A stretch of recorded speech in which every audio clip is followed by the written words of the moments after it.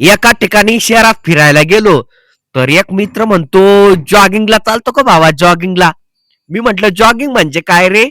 "अरे भावा, जॉगिंग म्हणजे जे संध्याकाळी माणसं फिरायला जातात इकडे-तिकडे, त्याला जॉगिंग असे म्हणतात."